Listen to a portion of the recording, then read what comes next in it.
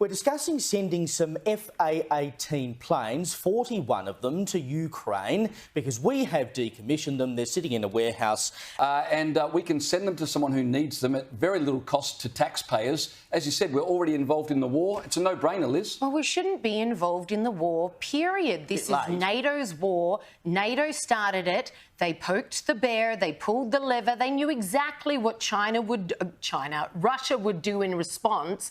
They did it anyway. Let the US bankrupt itself, as it's very effectively done, funding this war, because we all know it's its own motives, own reasons for doing what it's doing. Meanwhile, the West is awash with propaganda that the reason why we must win this war is because then Germany, we'll turn around and do a Germany and be like, well, now let's make the rest of the world. We got Ukraine. Let's make the rest of the world Russia as well. No.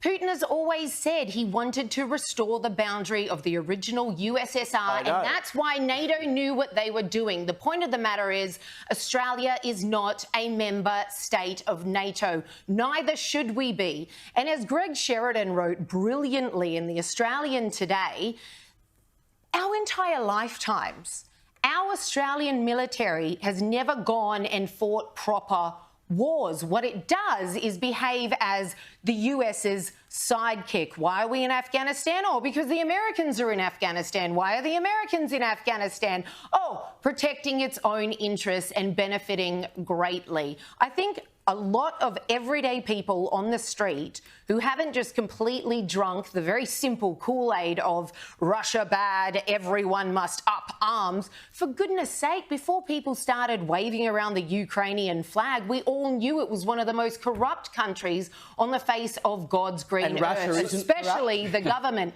No, I'm not saying that it isn't, but to suddenly have the entire world, which is what the propaganda of the day would have us believe, turn against Russia, everything, we must save Ukraine, sending so much money and weaponry and all the rest of it.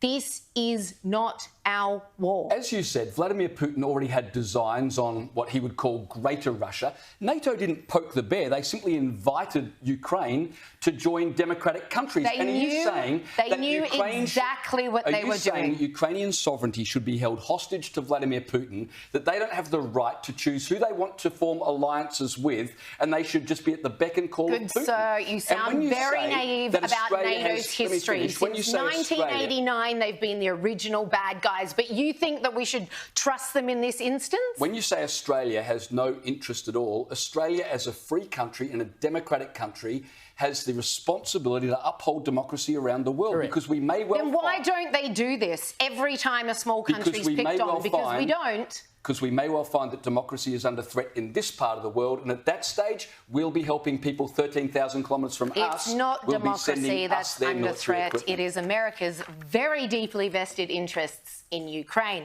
Anyway, agree to disagree on that one.